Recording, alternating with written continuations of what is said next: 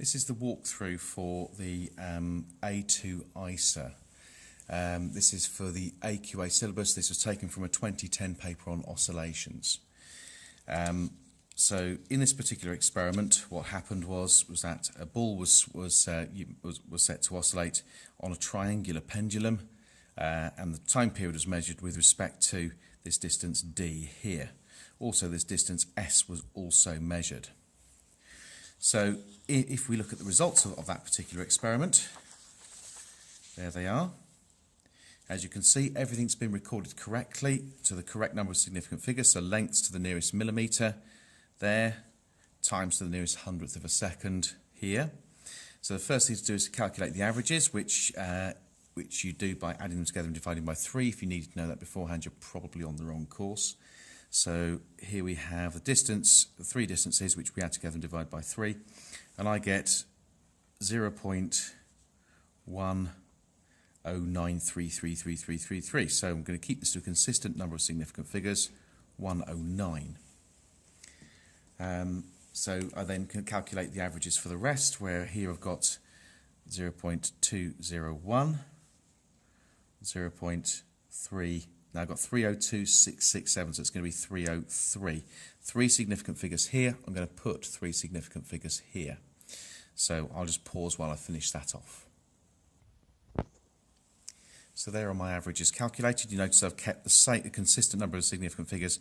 For instance, here, where my calculation came out to be exactly 0.6, I still listed it as 0.600. So the next thing I do is I take my time period, which is to take this number here. That should be 0.1 seconds there. I take this number here and I divide it by 20. So if I take that and divide it by 20, I get 1.697. Now I've got 4 significant figures here, so I'm going to have 4 significant figures here for my calculation.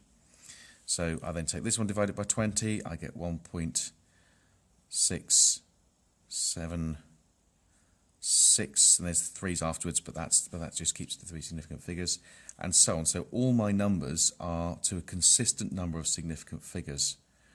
1.6, well, this comes up to be 1.647167, so it's 647, and so on.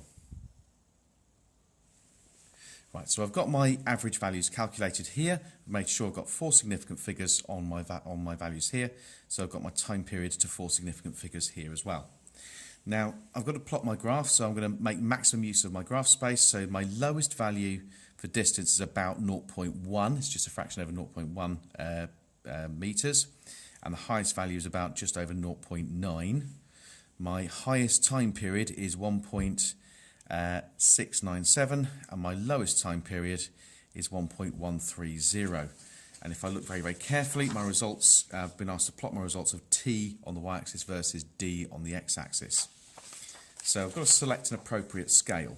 So the best appropriate scale is going to make the best use of my graph paper. So I'm going to start at about 1.1 at the bottom, and I'm going to try and sort of get as close to 1.7 at the top here. So let's just see how this pans out. So I'll start out at 1.1. So if I go up in 2s, 1.1, 1.2, 1.3, 1.4, 1.5, 1.6, 1.7. So that would fit quite nicely. Now, if I started here, could I start at 0.1 here and still go up to 0.9? So 0.1, 0.2, 0.3, 0.4, 0.5, 0.6, 0.7, 0.8, 0.9. That would fit absolutely perfectly. So that's the graph I'm going to do. So I put my axes on.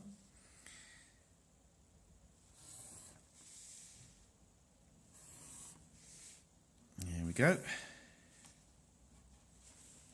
So time period on the y-axis versus the distance, the separation d on the x-axis. Here we are. Here we are. So on the graph I have to label my axis. So it's time period.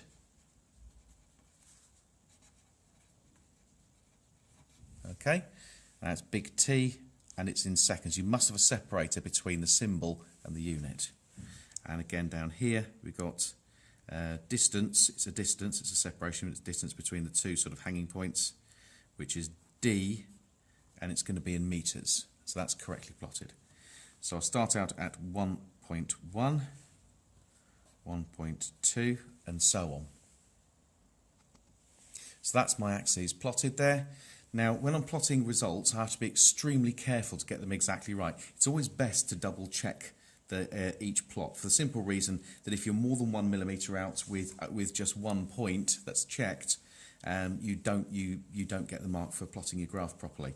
So you have to be very, very careful. So my first one is 0.109. So that's about 0.11 there. So that's 0.11, and that goes up to 1.697. So at 0.1 goes up to 1.6. That's 1.69 there. Now 1.697, it's going to be 1.695, so 1.697 is going to be there, like that. So then I plot my next one. That's 0.201. That's going to be 1.676. So 0.201 is going to be more or less on the 0.2 line there. It's going to be a fraction over, but only a tiny little bit. As long as you're within a millimetre, you're okay.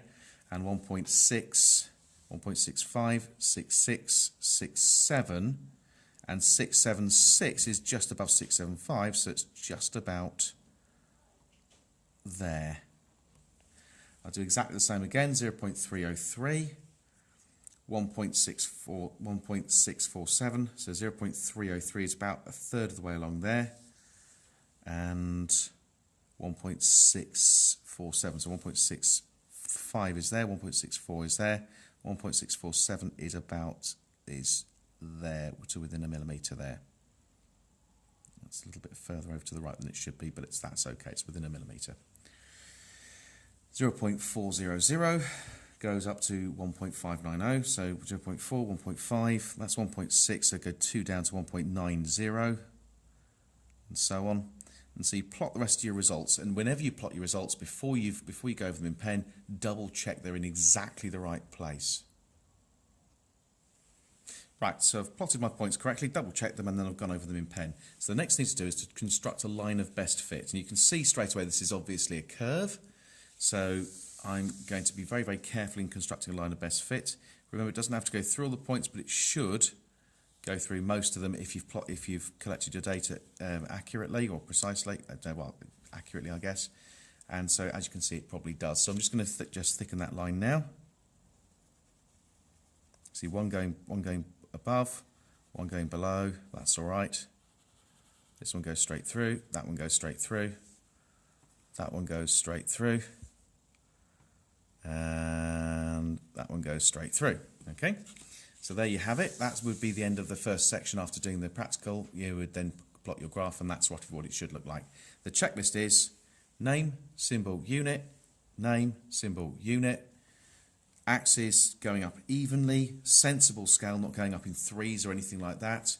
The axis set so that you take your first and last point, and it should take up at least 2/3 of the area of your page. You shouldn't be able to double any of the axes and still fit it on. So as you can see, it goes through there. It's nice and it takes up almost the majority of my graph paper. I've plotted my line of best fit, and it's a nice smooth curve. I've got one point above the line, and I've got one, possibly 2 points below the line. So that's about right. So that's my graph plotted correctly. So then you go on to section 2, which is the ISA paper.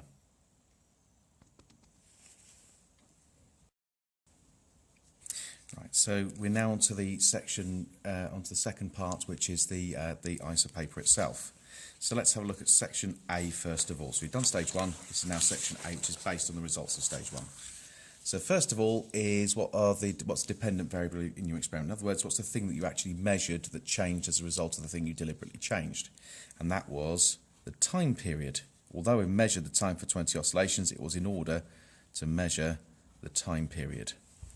The next part, so state and explain the best position to place the reference marker or the fiducial marker for timing the oscillations. The fiducial marker was the point where you started and stopped the oscillations, which is always the middle. So placed in the middle of the oscillation.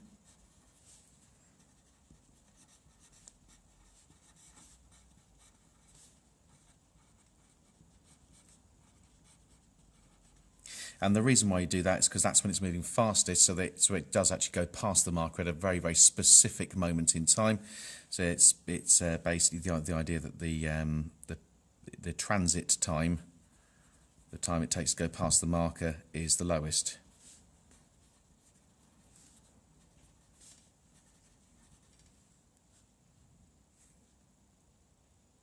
Transit time is at its lowest, okay, because the bob is moving faster.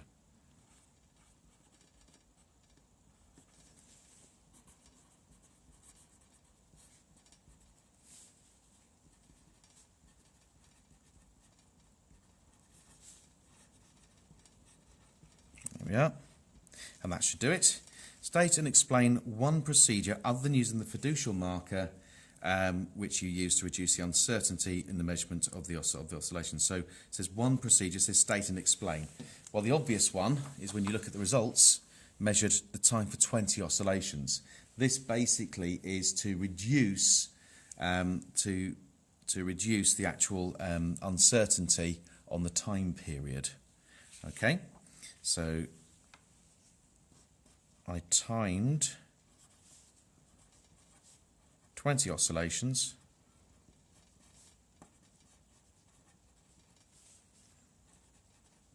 and after I timed 20 oscillations, then I will have divided by 20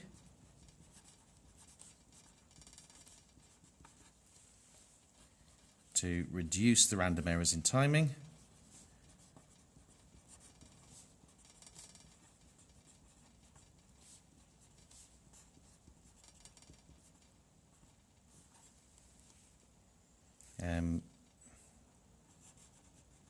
Due to reaction time.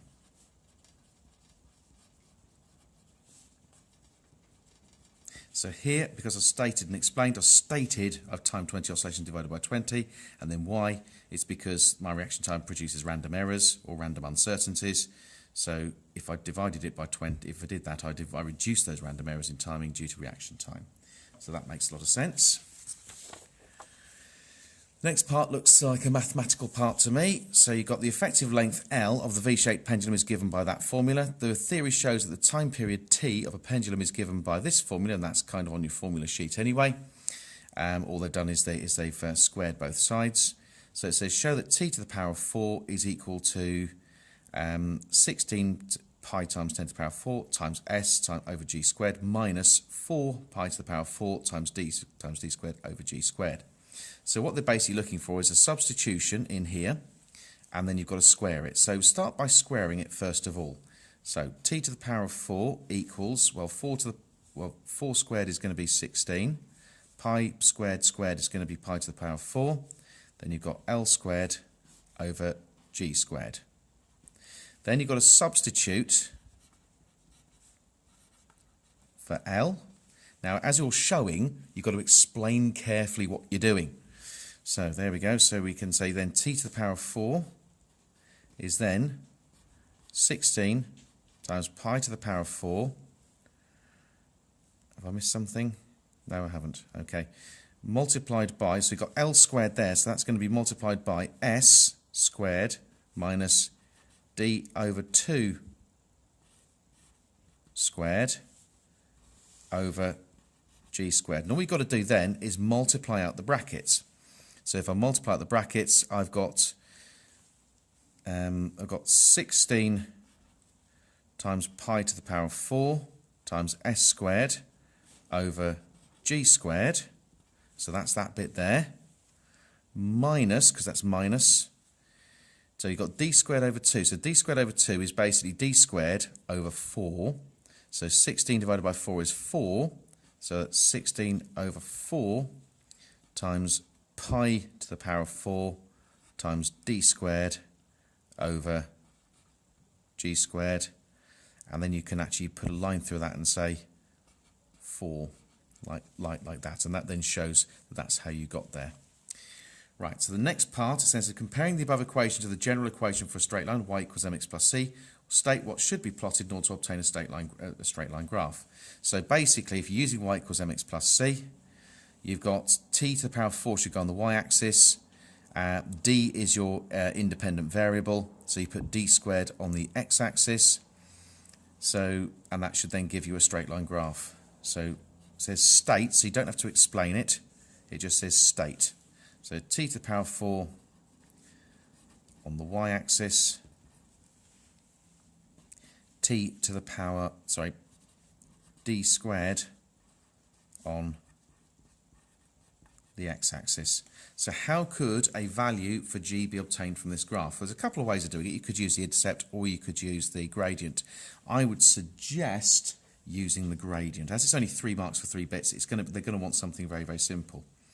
So if we say t to the power of 4 equals, now I'm going to swap this round, minus 4 pi to the power of 4 over g squared multiplied by d squared plus 16 pi to the power of 4 times s squared over g squared. Compare the formulae with y equals mx plus c. So t to the power of 4 goes on the y-axis, d squared goes on the x-axis as mentioned up here. So that is your gradient. So the gradient equals minus 4 pi to the power of 4 over g squared. So then I work out what g would be. Well, g squared would be minus 4 pi to the power of 4 over the gradient. Okay, so that would be g squared. So to get g, I've just got to kind of square root it. We know we're going to get a negative gradient, so don't worry. I know that negative sign looks a bit alien there because you square it negative number, you get an imaginary number. But actually, you've got to remember that the gradient's going to be negative, as you can probably tell from this part here. So there is your answer. That's how you're going to obtain it. So then we go on to the next section of the paper. Right, so on to section B. This is question 2. The first thing they're going to ask us to do, I think, is to fill in those blanks. So it says inspection of the table shows an anomalous result in, oh, here we go. It shows an anomalous result in timings for d equals 600 metres. State the most likely reason for the occurrence of this anomalous timing result. So if they look at this experiment, it's another oscillation. If you look at it very, very carefully, you could probably tell straight away that there is a mistake in here somewhere. I think that's the one. Now, if you look at it, it looks like, if they've read 20 oscillations, it's about 20% lower. So, sorry, it's about 5% lower than than the other two values. So that would tell me straight away that they probably just miscounted the number of oscillations. So that's probably what it is. So it's 3 parts of 3 marks. So they don't want anything major. So we just say they miscounted number of oscillations. There we go. Okay, that's all they want because they just want you to state it.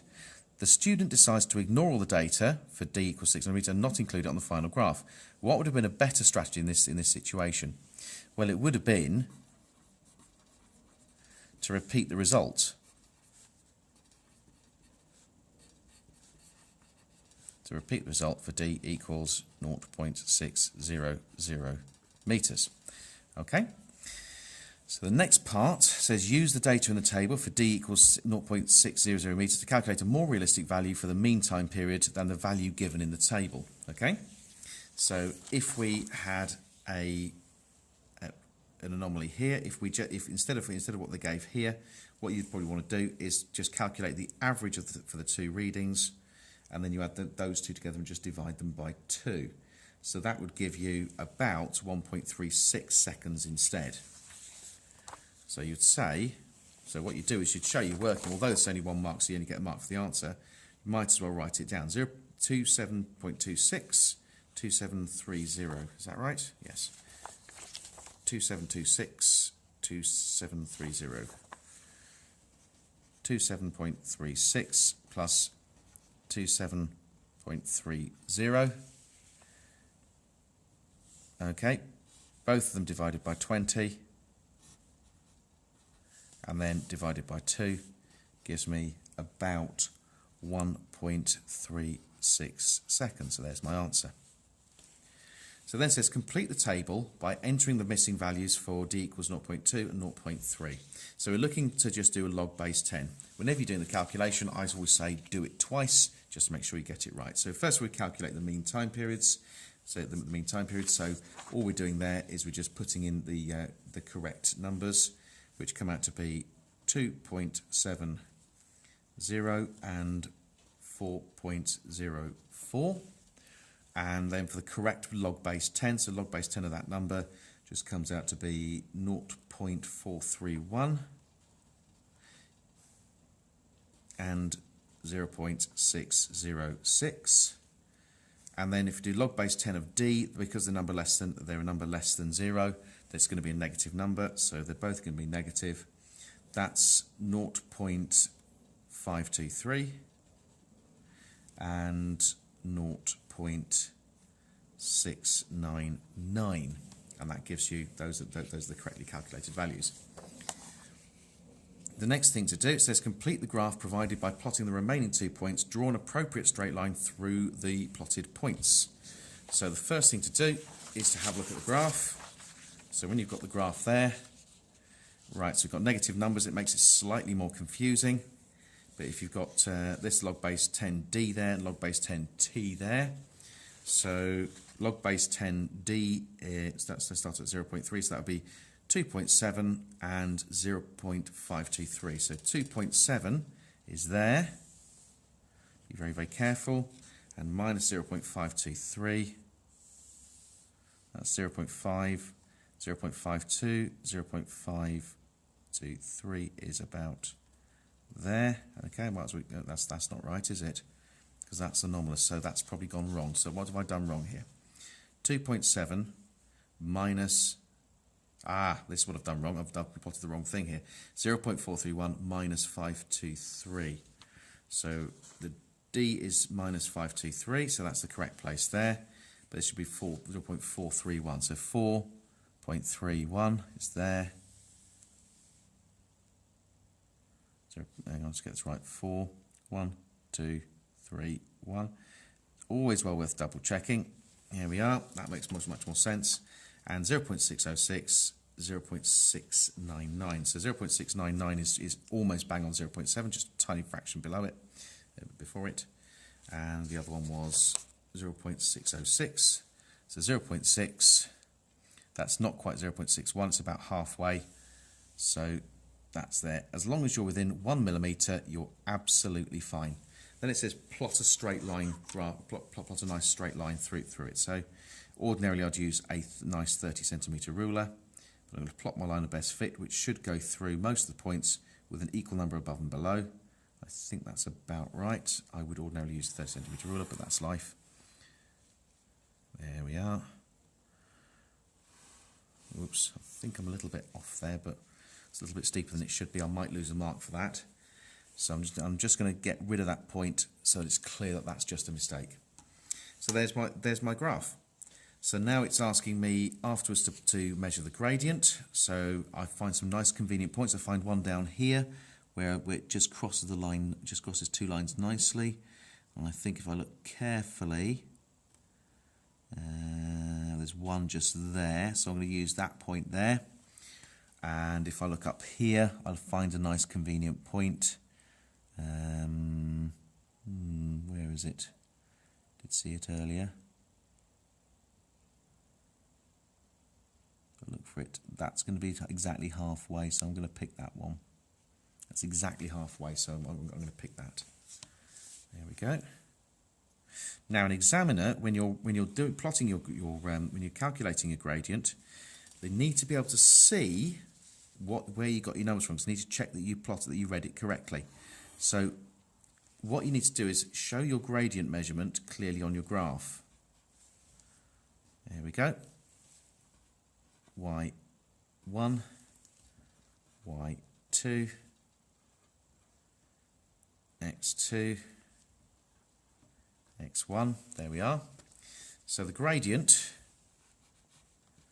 is delta y over delta x, which is equal to y1 minus y2 over x2 minus x1 minus x2.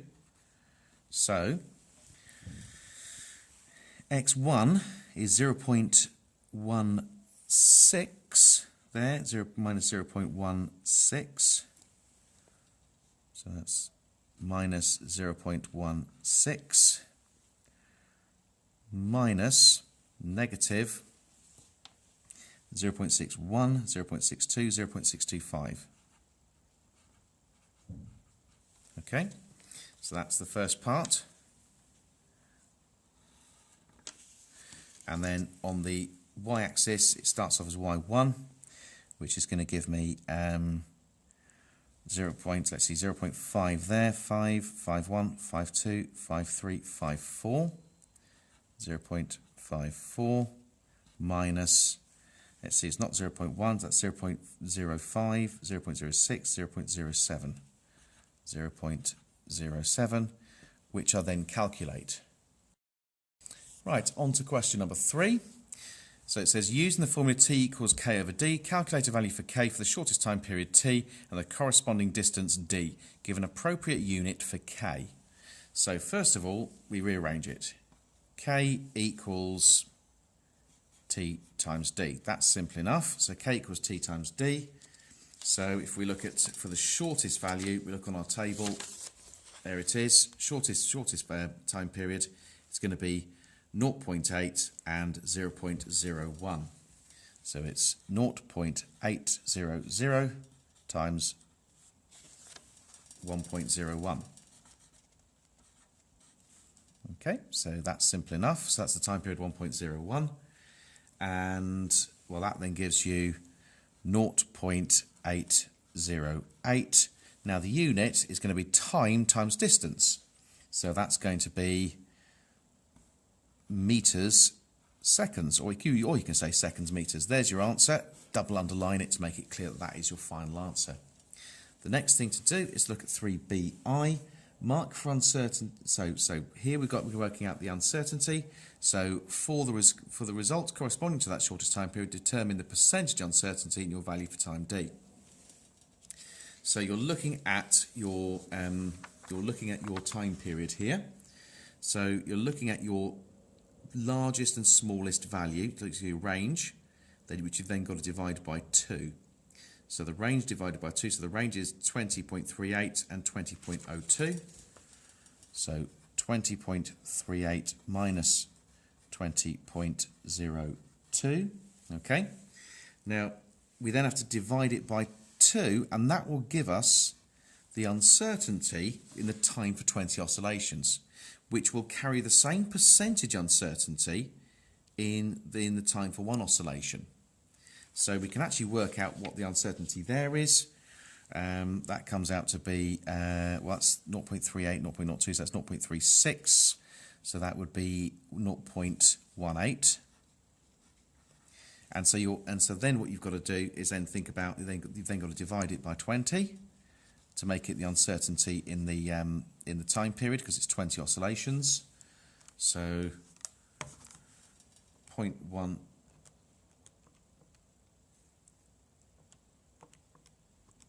gives you 0.009. Okay, so that gives you 0.009 seconds. That's the uncertainty in the time period. So to get the percentage uncertainty in the time period, is you then divide it by 0.01. So 1.01.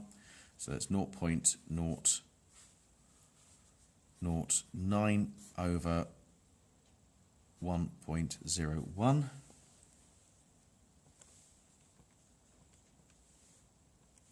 Which gives me almost exactly 0.009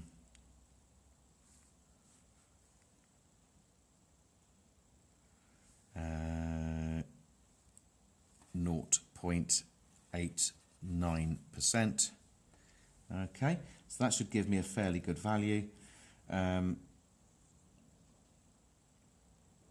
that's about it. That's about how you do it. So then 3b part 2 would then say, assuming that the distance d was measured with a metre ruler to the nearest millimetre, determine the percentage uncertainty, the corresponding value of d.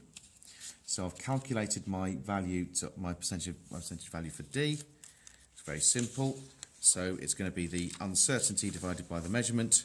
So it's going to be plus or minus 1, it's going to be 0.001 over 0.800.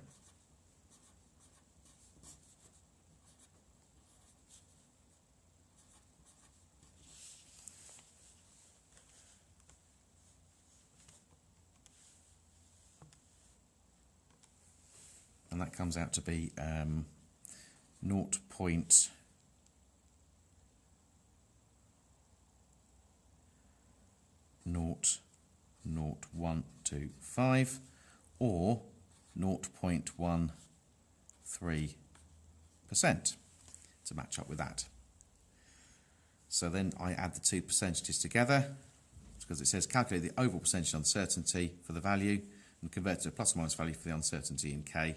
So I say, okay, if that's the case, then it's 0.89, 0.13, so it's 0.89 plus 0.13% should give me 1.02%. Okay, so then calculate, well, that's going to be approximately 1%, obviously.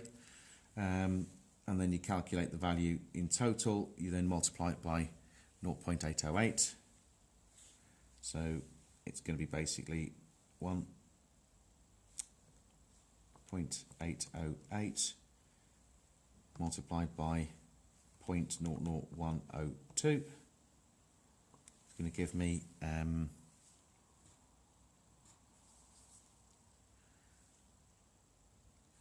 0.00082.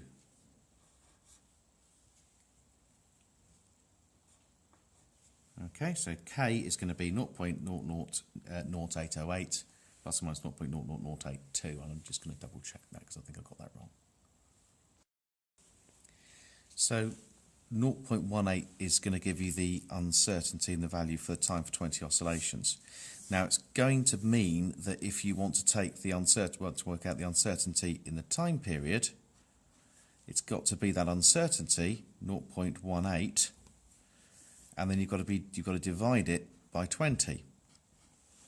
So 0.18 divided by 20 is going to be 0.002.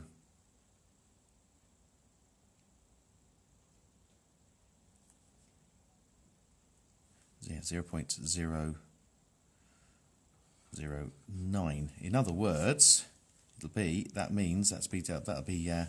uncertainty in the time period is plus or minus 0.009 seconds, which will then give you the uncertainty in the time period. So sigma t over t is going to be 0.009 over 1.01, which is going to be roughly about 0.89%. The uncertainty in D, it says assuming the distance D is measured with a metre ruler to the nearest millimetre, the uncertainty is going to be the nearest millimetre. So it wants to work out the percentage uncertainty of the corresponding value, which was 0.8, which will then be equal to 0.001 to 5, or about 0.12%, and that will give you approximately a total error between the two, total percentage error of the two added together. So this is what it's asking for here. It says, hence calculate the overall percentage uncertainty. So the overall percentage uncertainty is going to be the two values added together, 2% uncertainties added together, so it's 0.89 plus 0.12. So you add the two together and you get, so there should be 1.3 there, 1.3, so it's going to be 1.02%. And you want to work out the percentage value, the percentage uncertainty in K, therefore. That's going to be the value of K multiplied by the percentage. So K here was 0.808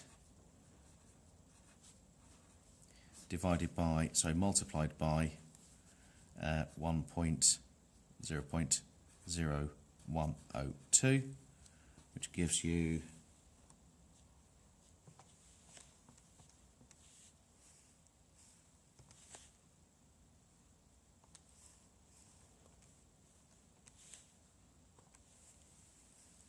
about 0.00824 something or other. Okay, so what we're basically saying is that it's going to be plus or minus, you just round it off to the nearest whole number there. It's going to be plus or minus, well, it's going to be sort of plus or minus 0.01. So plus or minus 0.0, well, you could say 0.8 actually. Okay, plus or minus 0.08. So K is actually 0.808 plus or minus 0.008 meters seconds. And that's question 3 answered. On to question number 4. Question number 4 says a student investigates the feasibility of using an electronic timing device to time the oscillations. A small pin attached to the oscillating system passes through a light gate placed at the centre of the oscillation. The device is set up so that when the pin first passes through the light gate, it starts an electronic timer. When the pin passes through the light gate next time, the timer stops. In a trial timing, the electronic timer records a value of 0.51 seconds. What's the time period of the oscillation? So if the oscillator goes through, what it's basically doing is as it goes through, it starts it and then stops it. So you can assume that to be half an oscillation. So the time period is going to be 1.02 seconds because it's twice that value.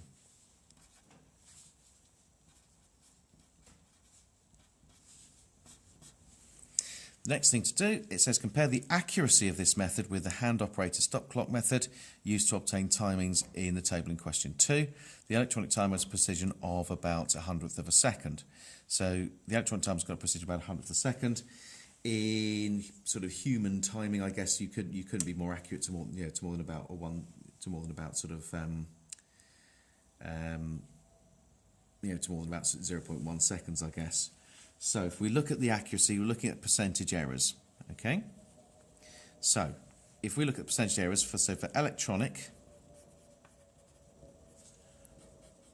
and hand, they're looking for the actual the actual percentage of uncertainty, I guess. So the percentage uncertainty for the electronic method, that's going to give you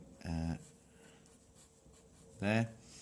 If you've got to double that, then you double the uncertainty. So what you're basically saying is you're saying the uncertainty is going to be 0.02 because you've had to double it, divided by 1.02, which gives you about 2%. Okay, so for the hand method, for the similar time for the hand method and manual method, the uncertainty, well, we actually measured it before, was actually 0.89%. Okay, so that was the uncertainty for the hand method. That's previously calculated in question 3. So actually, this one is better, okay? There's less uncertainty. It says, state and explain one improvement you could make to the electronic method to increase the accuracy of this time period. So you've got to think about how you'd go about doing this. Well, the simplest way to do it would be to get it to measure multiple oscillations. This is only measuring half an oscillation. The hand method measures 20 oscillations. So I guess if you've got a more precise timing method and you measure the time for 20 oscillations, it would give you a smaller percentage uncertainty. So So you'd use the data logger. I guess that's what they're using. To time 20 oscillations.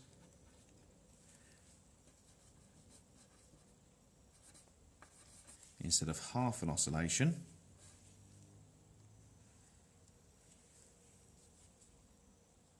And so that's the statement, so I've stated it, that's the improvement I would use, and why, and then I've now got to explain it. Well, if I use it for 20 oscillations, well, this would decrease the percentage uncertainty in T, in the time period, and actually it would do it by a factor of 40.